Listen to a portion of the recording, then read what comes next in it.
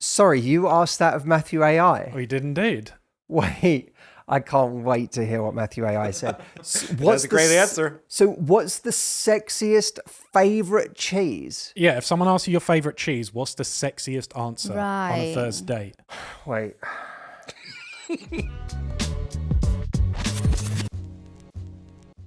Welcome back, Stephen. Welcome back, Audrey. Hello, friends. Hi, everyone. We are talking today about flirting.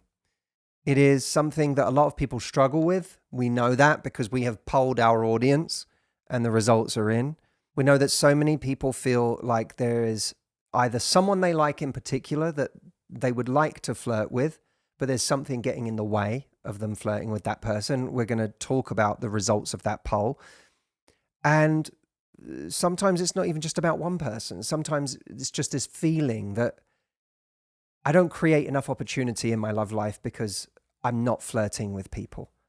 I'm not putting myself out there. I'm not creating the opportunities. So that is what we are going to talk about today. What's going on? Why aren't we creating these opportunities? How can we create more opportunities with people?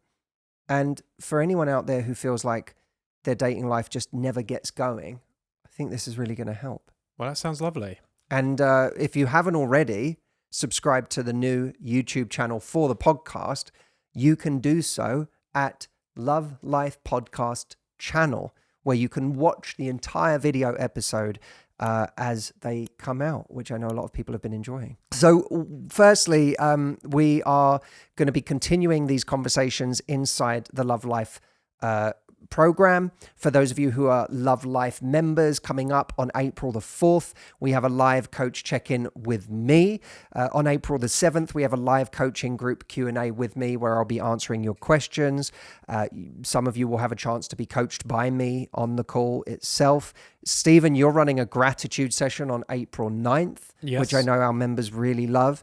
And you're doing a coach check-in on the 14th. And then, Stephen, you're doing a Q&A on the 23rd. Audrey, your Q&A is on the 25th.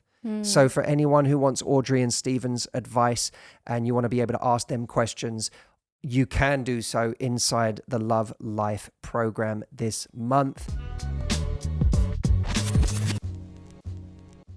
So we put up a poll on Instagram asking people about their biggest flirting challenges. Audrey, what specifically did we ask everyone? Exactly that. What are your biggest flirting challenges? We gave them 4 different options. First option was knowing how to flirt. The second option was I'm afraid of coming off desperate. The third option was lack of confidence in my sex appeal. And the fourth option is I'm afraid they won't reciprocate.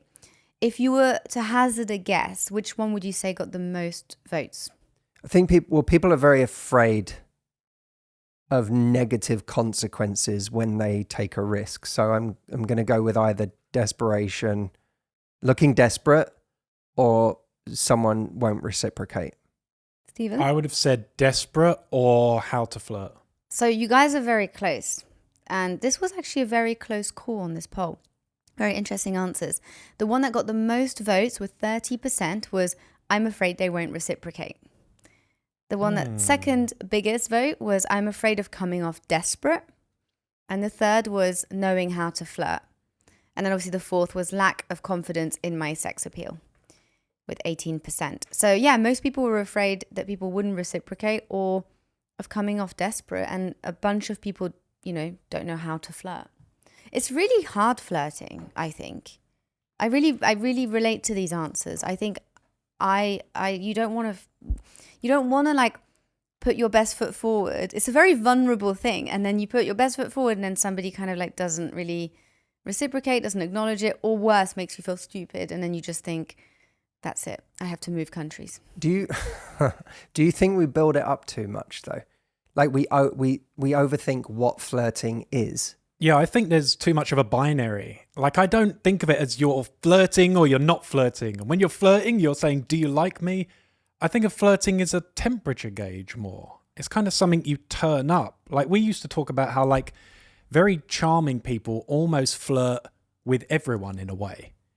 You know what I mean? Even a charming guy who's heterosexual can kind of flirt with men. You know what I mean? In being like complimentary, showing interest, noticing something you're wearing.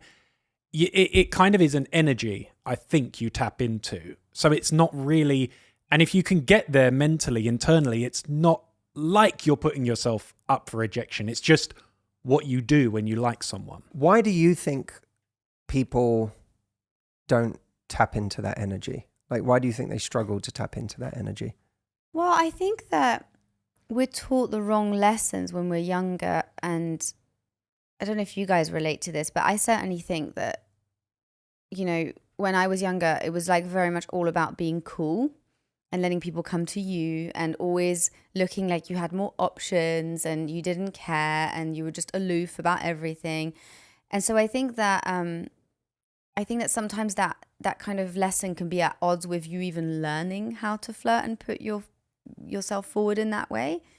I think that a lot of women struggle with this idea of coming across desperate because we are really, really told that, like, you know, we're always too much, or, you know, if we come across a little bit too intense, that's really off-putting. And, you know, the whole idea of like women coming across as crazy and intense and desperate and stuff is really common. So I think that's a real big thing for people. And do you think it's felt like a woman can only do that? She needs a big green light to show he actually likes you, so it's okay to flirt now. Like, it's too risky.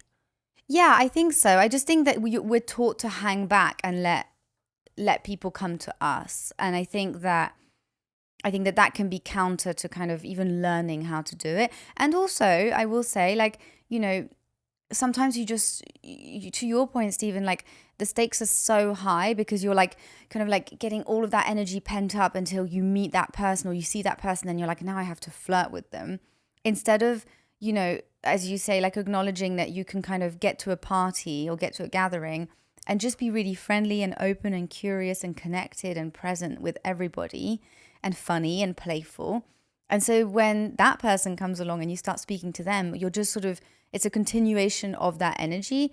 But I think people don't see it like that. They see it as like, there are people that I talk to and I'm friendly with, and there are people that I'm trying to flirt with. And then it's very results focused, and it just becomes really, really intense. Yeah, and the irony is that's why we can often end up in this friend zone with the very people that we want more with, because the people we want more with tend to get a very different version of us than everybody else, especially if we're not, as you say, kind of connecting with that energy in ourselves in general. We're not going into a room and having this kind of carefree, playful energy that we carry from one conversation to the next. So then when we move on to talking to someone we like, it's a continuation of that. Instead, I think a lot of us hope that we can be somewhat unsociable and introverted and shy in general.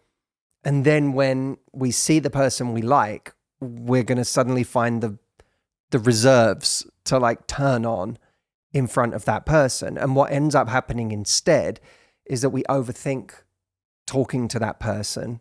We build it up so much. We play out a whole fantasy in our mind of how it might go. And then when we do talk to them, if we ever talk to them, it starts feeling very stunted. It's this very strange version of ourselves. We're no longer that playful person that makes our best friend laugh or doesn't take ourselves too seriously. We're asking really kind of like sort of dead questions that don't have any, they don't have any life to them whatsoever. There's no sense of like this spontaneous, free-flowing conversation. Everything feels highly premeditated. And so it just feels kind of stiff. And then that person never sees the side of us that the people around us who want to be around us a lot see. Yeah, that's the thing. You probably have an energy with your friends that's already a lot of the energy of flirting. You're playful, you're less logical, you're able to laugh, be silly, you know, be charming. So you probably have an energy already in you, but it's almost, can you let it go when you're with new people? Can you get into that space? I think people see flirting as also sexuality, right? Which I think is where it trips people up, because you're not being sexual with your friends.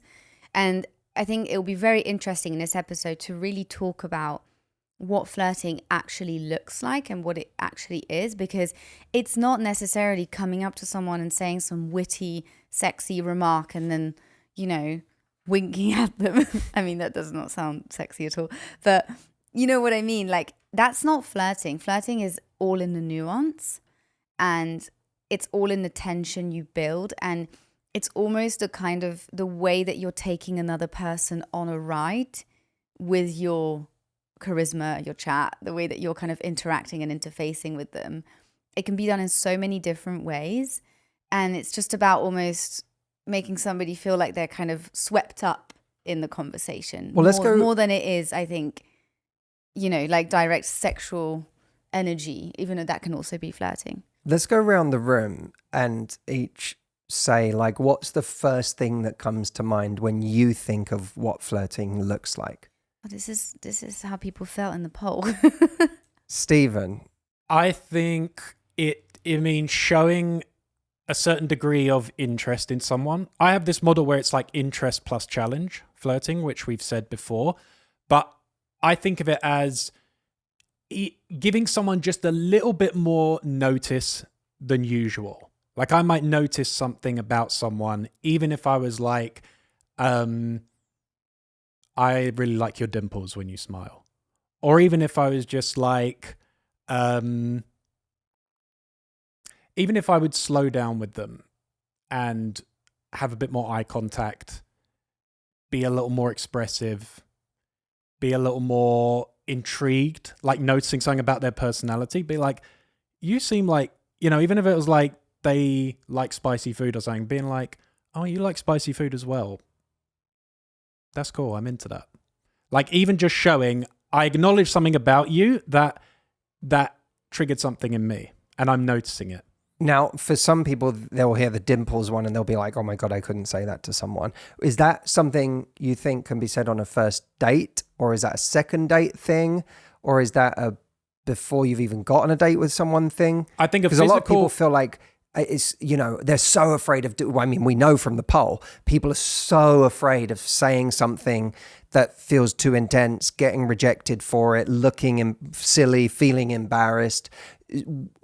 What would you say to people who are feeling that way? Yeah, so the physical one, I would more come when you're like vibing on a date and it's going well, then you could like go to a visual one. So that's like hour 2 of a date. Right. It's going well, hour 2, you're vibing, then you can go to a physical. You might start more with someone's style, again, a behavior, even if it's a shared thing, like, oh, you did that as well. You're adventurous like that. Like, oh, I like that. Like, I like that about you. Or I that's cool. I really like that. Mm-hmm. Me too.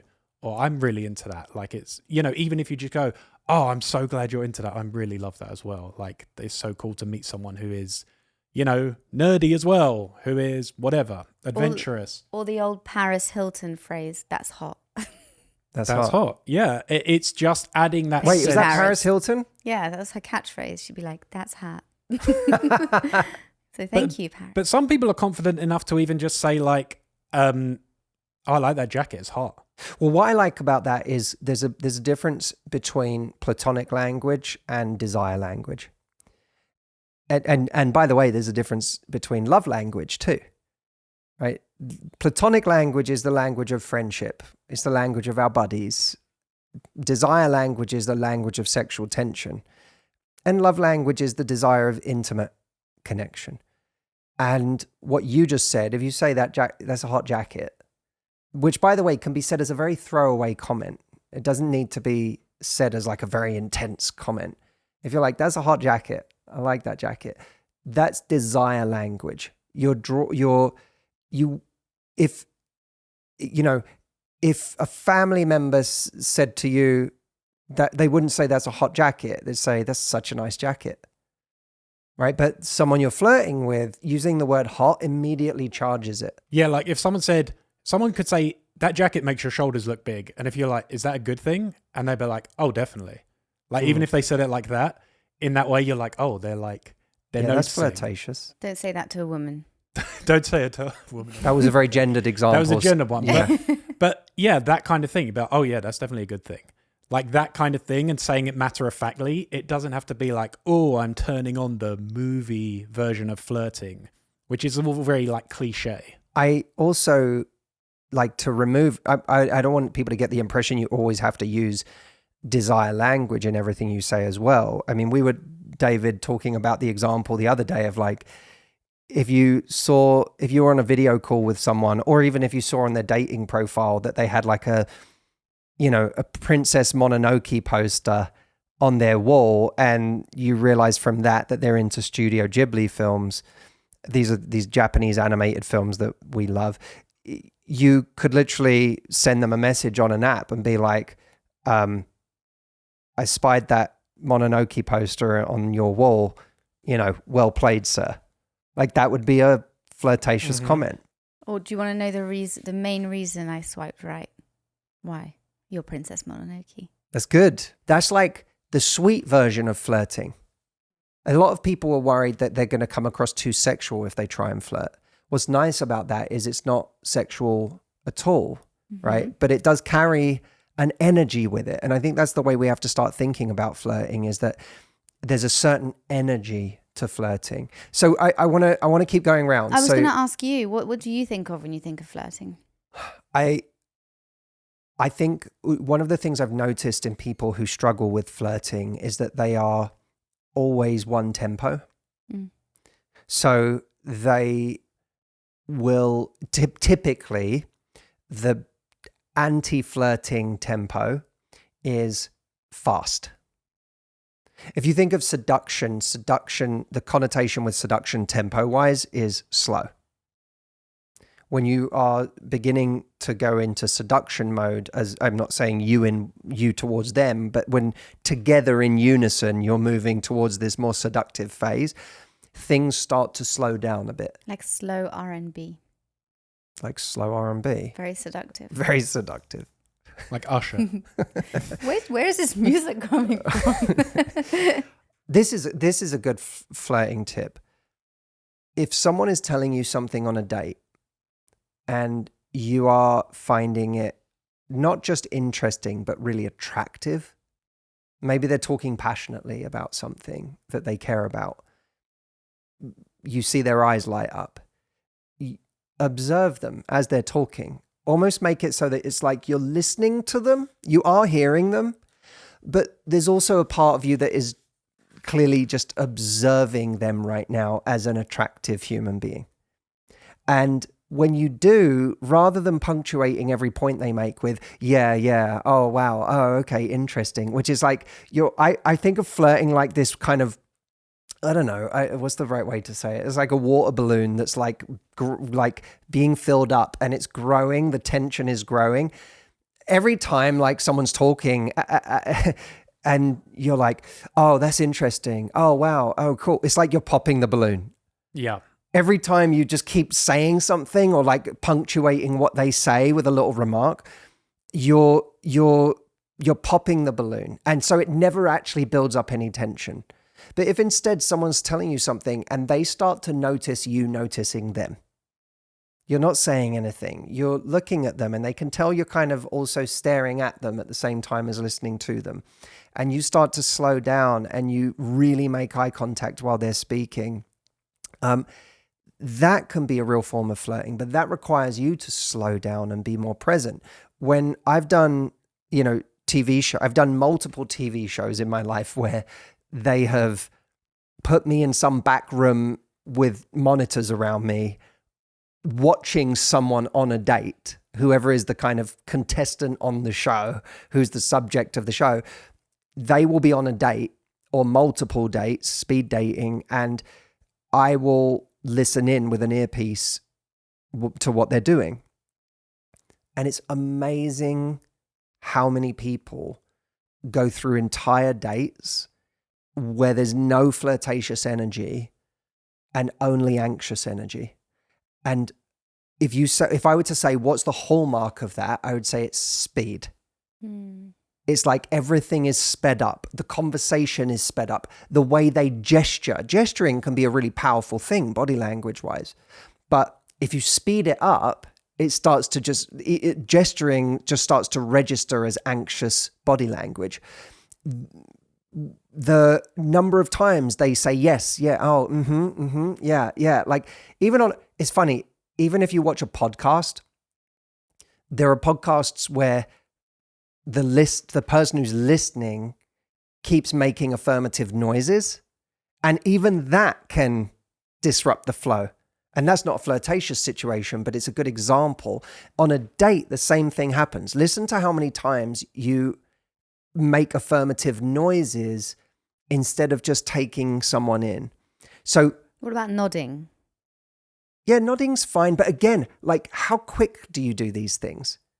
Like, try slowing down your movements, because when we're nervous, there's a jitteriness to us.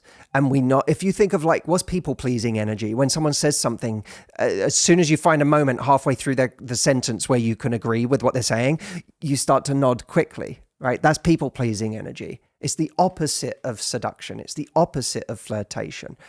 So we have to learn how to slow down. That, by the way, that doesn't mean that the reason I said tempo is important in flirtation is not because there's only one tempo that's good. You should be mixing it up. When you're passionate about something, you can get a little more animated and you can speed up a little bit, because sometimes the like passion comes across in like, wanting to get something out and speaking faster. But are you then able to pause and slow down? And in that contrast between those tempos, there's an attraction that gets created. So that would be my initial like thought. What's yours? And then I want to hear David's as well. It's so funny. My 3 words, you've said 2 of them, was tension, contrast, and it's not a word, but being in control. And I agree with everything you said about, to me, flirting is building tension.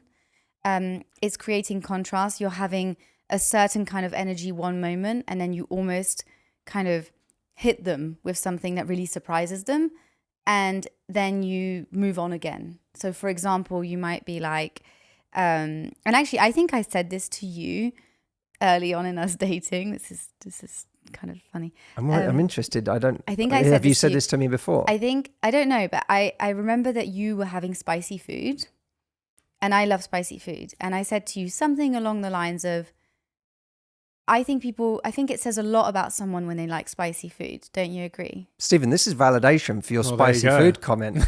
So yeah. I said I think it's really attractive when people like spicy food. I think it says a lot about them.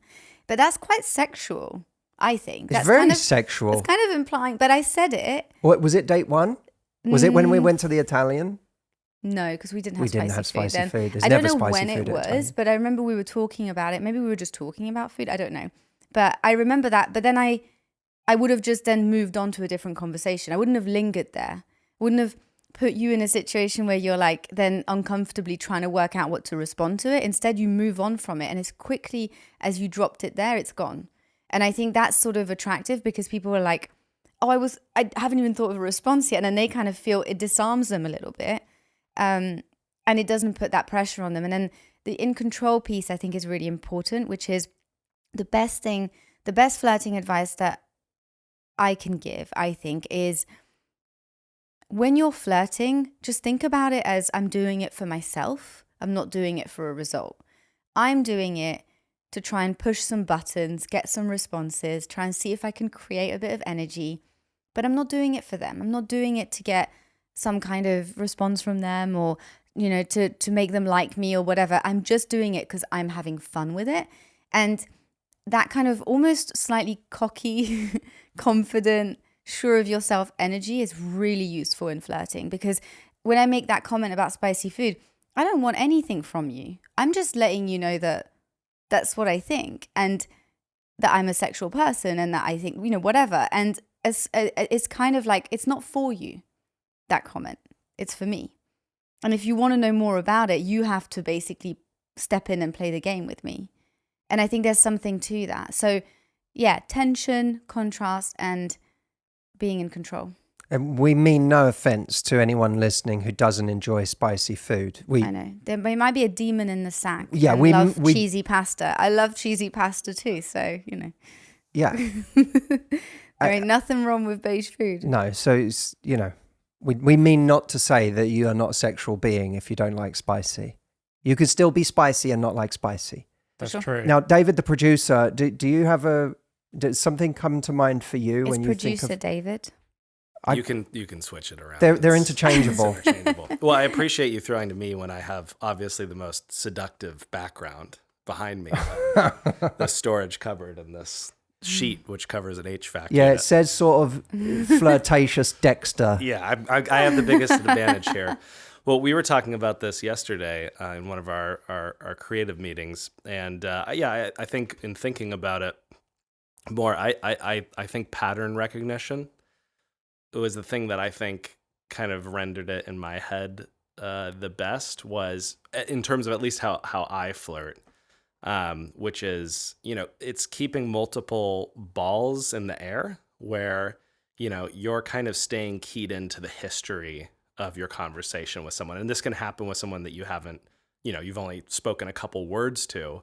And in that case, it's about kind of finding those moments that are the best. What would be like, is there an example that comes to mind for that, for people to like think about what would that look like? You actually told it the best yesterday, which I don't know if I think you should tell it. What was it? So you were on you told me that you were at a dinner with someone. And let's say that this someone was someone that you respect a lot for their comedic timing. Maybe this is a moment similar to dating where it's like somebody that you would love to impress if you could. And you had ordered a kind of fruity drink, and it came to the table and it was a Japanese plum. Yeah, there was one of the ingredients in the drink was Japanese plum. Yeah. Yeah, Japanese plum. And so you turned to this person that you would hope to impress, and you said Japanese plum. And they picked up that ball and said, because I was saying like the drink that just came. The reason it's purple is like I almost like, actually what was funny about that moment is I said it as a like slightly off the wall thing to say, because I knew when I said it I was saying something completely out of context, but I kind of looked at my drink, I looked at this cocktail and then looked at him and I was like, Japanese plum. Yeah. And he kind of ran with that, right? Yeah, he almost like paused for a moment, and I went, "Oh, I mean the drink. It's got Japanese plum in it." And he looked at me and he said, "Oh, I thought that that was some kind of expression, like you were just nodding to me and in a gentlemanly way saying Japanese plum." And he started joking that he was going to go around the room and say to people, a Japanese plum, like to people he had just met. And it became this kind of little thing, this little joke between us. Anytime we saw each other then, because at the time we were on a trip with these people. Anytime we saw each other, like the next day, the day after that, we would like catch each other in the morning and look at each other and take a beat and go, a Japanese plum.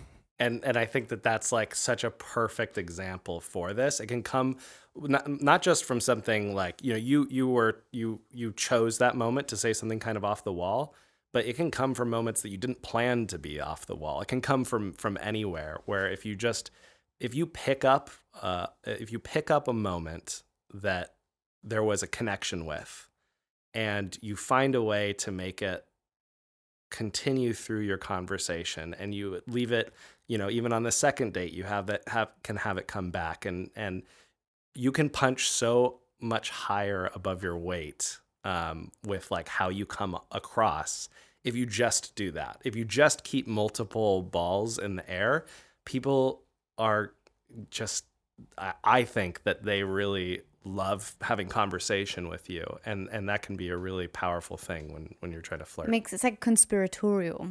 It's a fun shared little world. Exactly. A Japanese plum. But you have to be present, and you have to be tuned in, and you have to look for those. David, I know you've done a bunch of improv training, and it's like you're more aware than I am of just the need to notice those little hooks along the way. Yep. that you can pick up on. And you already mentioned it, but being what you said earlier about not, kind of confirming to people and being obsessed with, oh, I'm listening, I'm listening, or I'm latching on and finding moments to agree. Actually, that can distract you from the ability to find these really important moments that are a lot of opportunity to make somebody really feel like it's exciting to talk with you. We had some really lovely feedback to an episode 289 on how to overcome your biggest dating insecurities. And this was an episode where we were actually talking to someone, Mary, about her fear that because she had not had a relationship and because she had not dated, this would somehow, present as a real problem for her in trying to find love. Yeah. That she was embarrassed or she felt shame around the idea that she had never dated when she was going out there and meeting someone. We had some interesting feedback. Mary actually emailed in to podcast@matthewhussey.com. Well, Mary, thank you so much. You sent us an email. You said, Matthew, Audrey, and Stephen, thank you so much for answering my question on your most recent podcast. I joined the Love Life Club in January, and it is by far the best decision I have made this year. I truly appreciate the time and care you put into answering my question and the practical examples and advice you shared. The three of you have given me so much more confidence, and I am better able to see this in a more positive light. The Love Life has provided me with an amazing online community, and I've seen so much growth in such a short amount of time, and I'm excited to see where the journey leads. I will be at the retreat in October, so we're going to meet you, Mary. So I will see you all in Miami. Thank you again for all the work you do and for answering my question. Oh, Mary, thank you. It's so lovely, Mary, and it's so good to see you every month inside Love Life. I'm so happy you're with us. It's amazing. And so happy you were listening when we answered your question. And anyone who wants to come to the retreat, where do they go? mhretreat.com for your tickets to join us in Miami for the weekend retreat and meet Mary for yourself. Yeah. We also had people respond to Mary, didn't we? We did. We had a really lovely one on YouTube, actually, by a great username, Pinky Badoodles. Oh, wow. That's one of yours. It sounds like one of yours, It does sound Stephen, like one of mine. This doesn't it? isn't me. Pinky Stephen's Badoodles. alias. This is in response to Mary. She says, Hi, Mary. I was in a similar situation to you. In my culture, we have an acronym, NBSB, which means no boyfriend since birth. I was 38 when I had my first boyfriend, after finally following Matt's advice that I need to actively date if I want a relationship. I was also insecure about not having any experience when it comes to dating, but when you meet your right person, that wouldn't matter. My now boyfriend never made me feel that my lack of experience when it comes to romantic relationships is an issue. You will find your person, and he will be kind and will make your insecurities immaterial. If a person you're dating does otherwise, he is not your person. That's great. We had something that echoed that sentiment from Heaven Shell 83. I think this was this on YouTube or Instagram? YouTube. She quoted us saying, "You are just 1 month and one great person away from everyone else." She said, so true. I needed to hear this so much. And this was that sentiment that if you think you're behind, you're 1 month of experience away from being in the same place, that having more experience, having a story to tell, having intimacy. So it's that idea that you're not nearly as far away as you think. Josie5599 commented and said, I too have never been in a proper relationship before. I remember one guy I went on a date with, upon hearing this, had a positive perspective, saying, well, I guess that means maybe you don't have as much emotional baggage. Not sure how universal that is, but I think it's true for me. And it was nice to hear and not something that had occurred to me by myself. Lovely. So nice. Well, thank you for the comments, and thank you for those of you who wrote in. If you do want to write into us in response to this episode, podcast@matthewhussey.com is the email address. Well, we have arrived at my favorite time of the episode, Love Lifeline. Every week, as you guys know who listen, we ask them to send voice notes around a specific subjects. And this week we have the lovely Lavinia, who, do you guys remember when we met Lavinia at Harry, your brother's ramen pop-up? Yeah. I do. Lavinia's a long time lovely. And then member. Lavinia came to the retreat as well, but it was so lovely. You might have to explain Harry's ramen pop-up. Basically, our youngest brother, me and Stephen's youngest brother, Harry, is an extraordinary cook. And he's the kind of person that can just do anything. And he decided one day, I'm going to do basically there are people they knew in London who own a legit restaurant. And upon hearing that Harry makes a really good ramen, they were like, well, if you want to come and do a ramen pop-up for a day in our restaurant, you can come and do that. And basically run a ramen restaurant for a day, cooking for many people coming through the door. And that's exactly what Harry and his now wife Emma did. He just took over a restaurant. Yeah. Who does that? And anyway, Lavinia, she came along, didn't she? She did, yeah. And then we met her at the retreat afterwards. But Lavinia sent in a voice note, which we're about to play right now. Hi all. I often don't realise I am unintentionally flirting with men until a friend I am with points it out to me. I talk to everyone.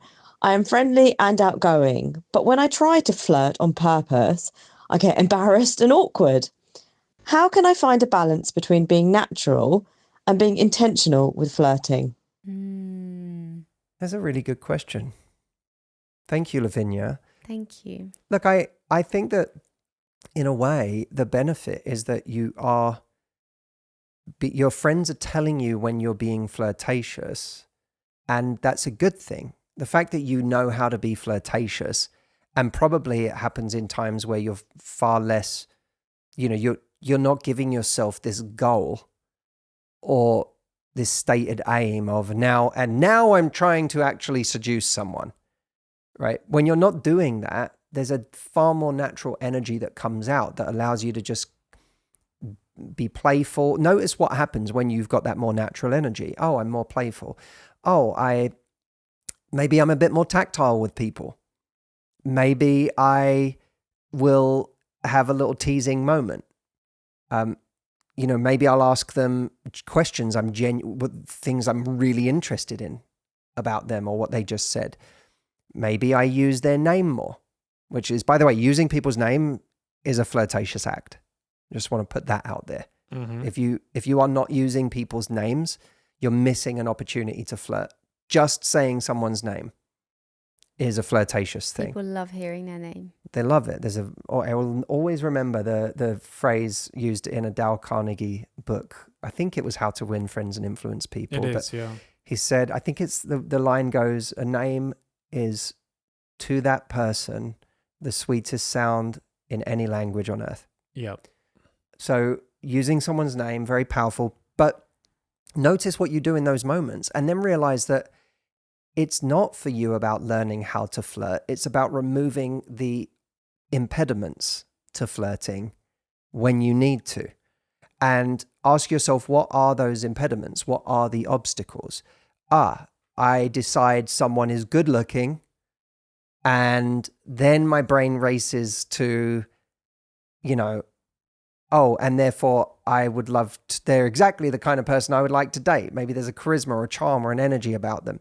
And maybe the next thought is, and therefore maybe they're better than me. And so you put them on a pedestal. And so now you're not just flirting with them, you're like looking up at them and, seeing them as someone above you. And that puts you in this, this kind of lesser role. So, okay, what do I need to do? I need to first stop seeing this person as being above me. I need to say, okay, fine, they're a good looking person, or there's something about them or whatever. But my person, like the person who's right for me, is going to be someone I have a genuine connection with. It's not just, the criteria can't be that I want a good looking, charming, charismatic person, or I want someone who is attractive. It has to be, I want the person who years from now when we are laying in bed together on a Sunday morning, there's a natural energy where we make each other laugh and where it's fun and playful and sweet. And so really what I'm doing is I'm testing for that energy. And when you say I'm not trying to impress by flirting, I'm trying to test for the right energy when I'm flirting, all of a sudden you'll discard the things that make that person seem special and instead go, I have to find out if our connection is special. And I can only do that by bringing the kind of energy I bring around people I'm comfortable and seeing if the exchange of energy between me and this person is comfortable.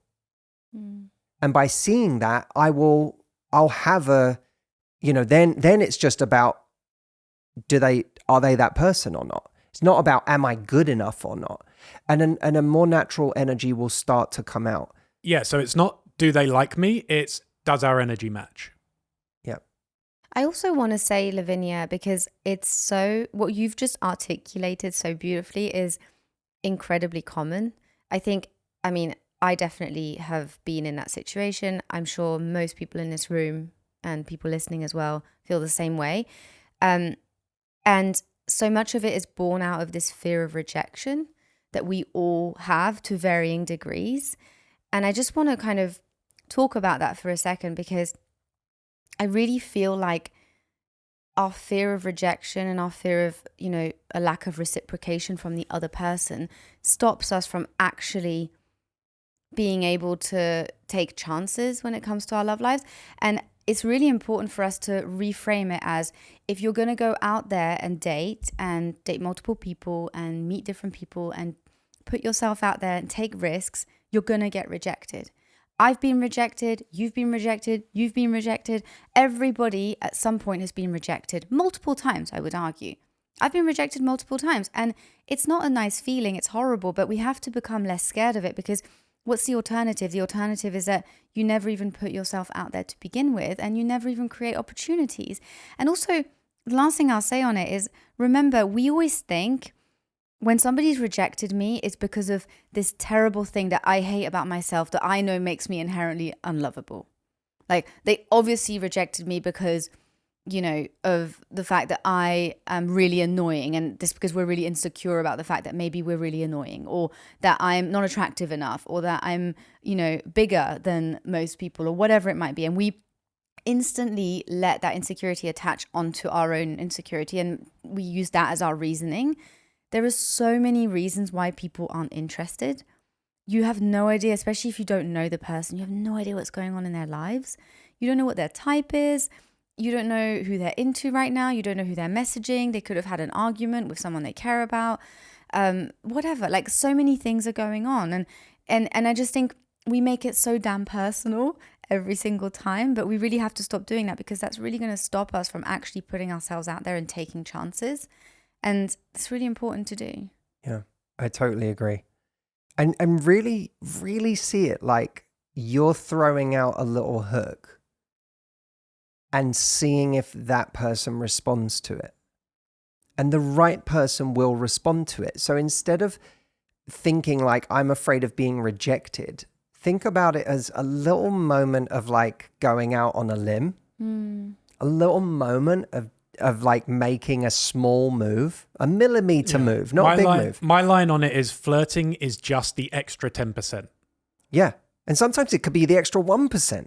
Like, it's a tiny little thing that you do to see, did they respond to that? You can make it low risk as well. Yeah. Like, it doesn't need to be like, you're looking really hot tonight. It doesn't need to be like that. It can be something subtle. Flirting can be something really oblique, really indirect. I always remember hearing Tony Robbins in an interview that I guarantee no one will have seen.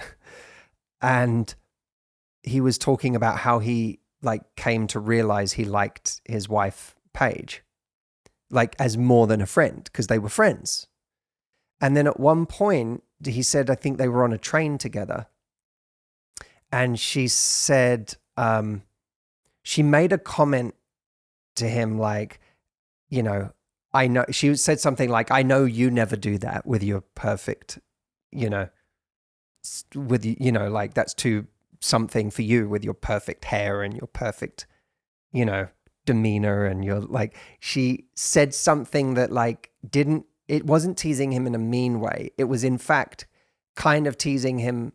And complimenting him. It was exactly. It was like teasing him about something that actually could be perceived as a compliment, but also in the process, like giving him a little like elbow in the ribs, going like, "This is probably, you know, I know you would never do anything like that with your perfect hair and your perfect this and your perfect that." And he described the feeling he got when she said that of like, "Oh, like come here," like. You know, he realized like, oh, like there's something else here. And we can all point to moments like that where we have someone who's been a friend or we haven't seen in that light, but because the energy switches a little bit, it's not like they look at us and say, you look really attractive, but there's something about the energy that switches a little bit.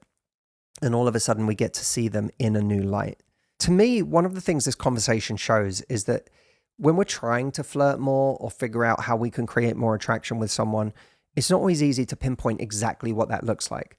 And a lot of people are very bad at telling us. They just don't know. They'll tell us, you need to flirt more, you need to have more fun, you need to build more tension, but they don't give us the specific ways of doing it. And for me, after years of doing this, what I know is it's like a language. It's like learning a language. And sometimes we're not speaking that language. We're not speaking the language of attraction that makes someone feel like they can't afford not to see us again. And that might be because we're afraid. It might be because we don't want to get rejected. It might be because we were married for 15 years or 20 years and now we find ourselves single again and we're just not on that wavelength of creating attraction. Either way, if you want to learn what that language looks like, we have a free guide called the 9 Texts, where we've put together 9 specific messages that you can use immediately. They're done for you to build tension, create attraction, and flirt. And you'll actually see what that language looks like. So you can download this. It's free at 9texts.com. You can use the number 9, texts.com. You can use these either exactly as they are, or you can make them your own. But what's great about these is you can actually use them to create more attraction with the people you're dating. And this can help with things not fizzling out, not fading, and actually turning into something more real. 9texts.com is that link. Download that now.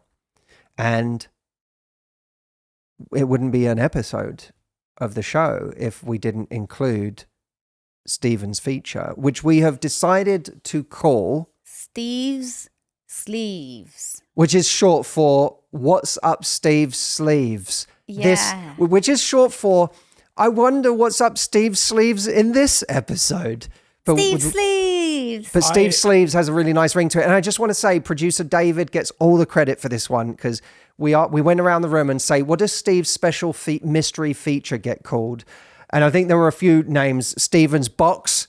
I mean, Secret Easel. my idea didn't get chosen because I didn't choose Steve's Sleeves. Well, what was your idea?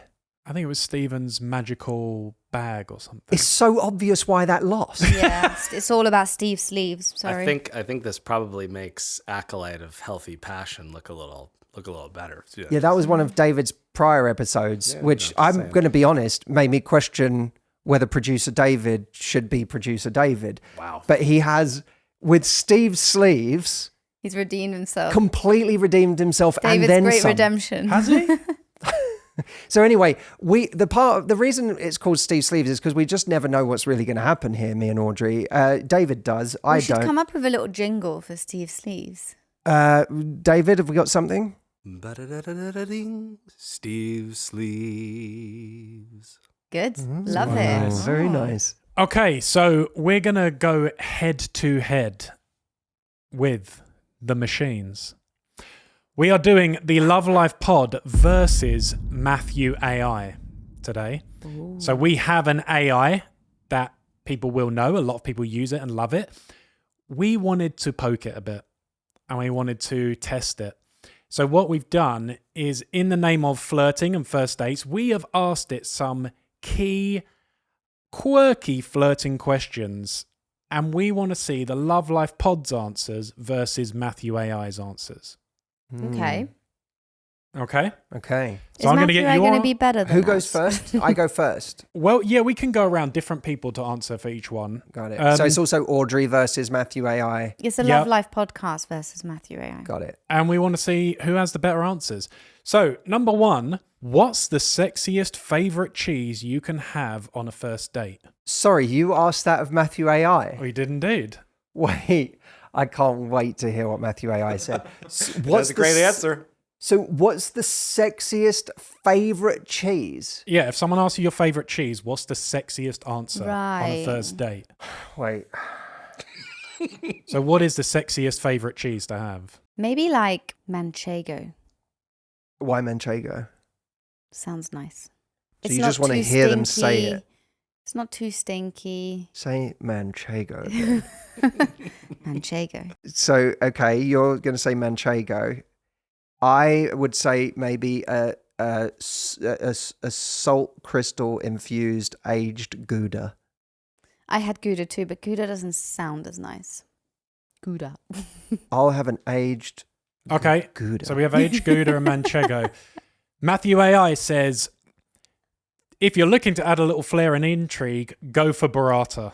Wait, so It's- Matthew AI actually had an answer to this? It's creamy, luxurious, and feels indulgent without being overly complicated. It's like mozzarella's cooler, creamier cousin.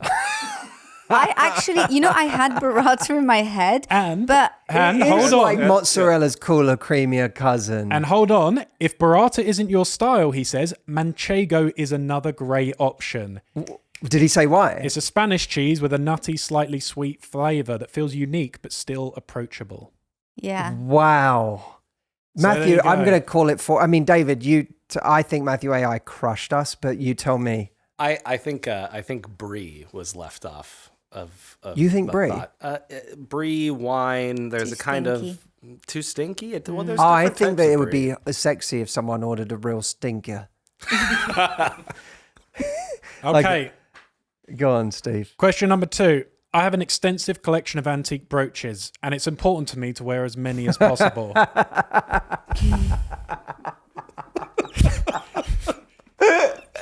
How many is too many brooches to wear on one blouse in the first date?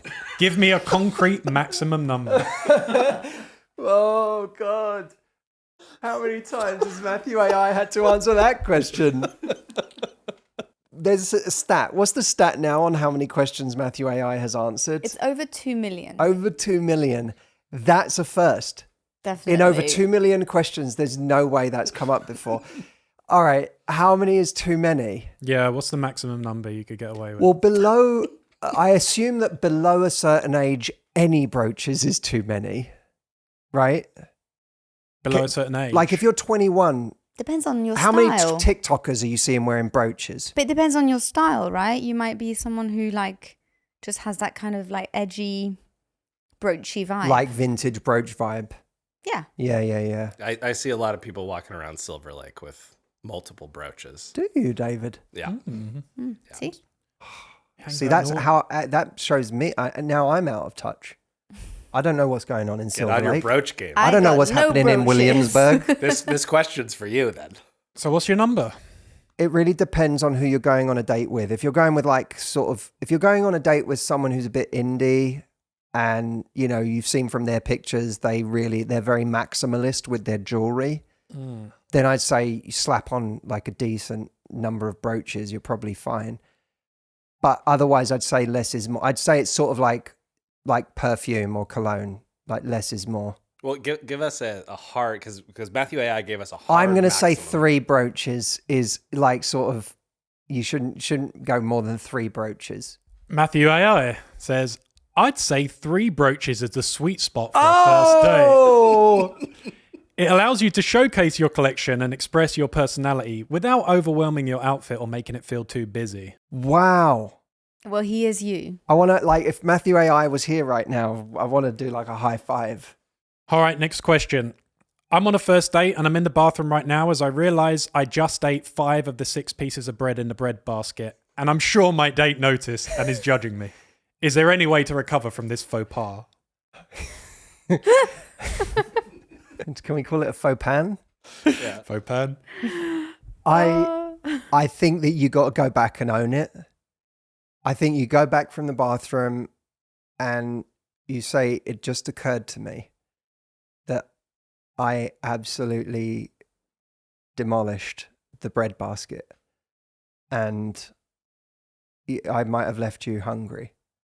Like I made the classic mistake of they say you should never shop when you're hungry. Apparently you should never go on a date this hungry either, because I've eaten 3/4 of the bread basket. I'm worried you're going to starve. I love that. I also think you can say, you can come back from the toilet and say, so it just occurred to me while I was in the toilet that I ate the whole bread basket and now I'm really embarrassed. Can we order more bread? That's good. That's a sweet, vulnerable vibe. I reckon there's even another version you could do where you come back from the bathroom and you say, I can't believe you ate the whole bread. I can't believe you ate the whole bread basket. I was really looking forward to some bread and you have... this is unbelievable. And that way you can discover whether they have a sense of humor as well. Okay. What did Matthew AI say? I think I've done better than Matthew AI there. Matthew AI says, first of all, take a deep breath. Eating most of the bread basket isn't the faux pas you think it is. I thought you were going to say that Matthew AI said, first of all, take a deep breath. You've got a lot of bread in your gut right now. You just swallowed a lot of bread. I like the idea that Matthew AI just started actually cracking jokes. God. It's human, and honestly, it's something you can turn into a charming moment if you handle it with confidence and humor. When you get back to the table, you could say something lighthearted like, I just realized I went to town on the bread basket.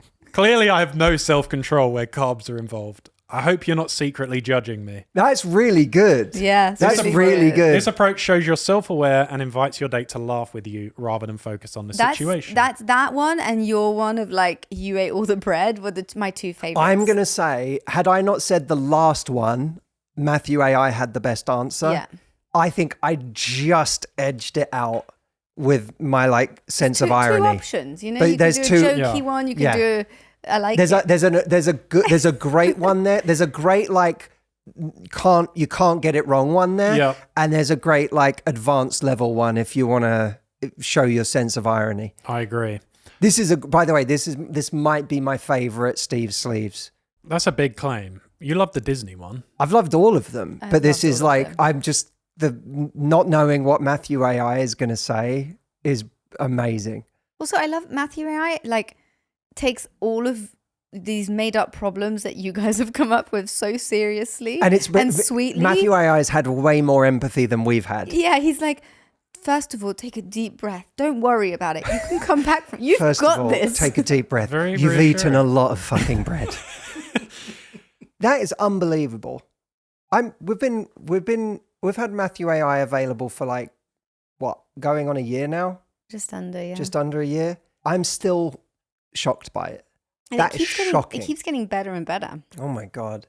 If you haven't tried it, go check it out for yourself. And by the way, if you get any great answers from Matthew AI that you want to share with us, please email them to us, podcast@matthewhussey.com. Say, I asked Matthew AI this question.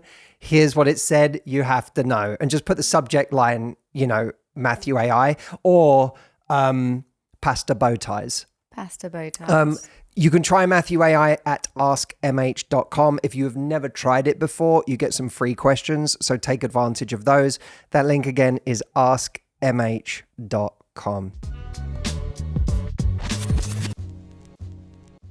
Well, thank you for listening, everyone. I really enjoyed this episode.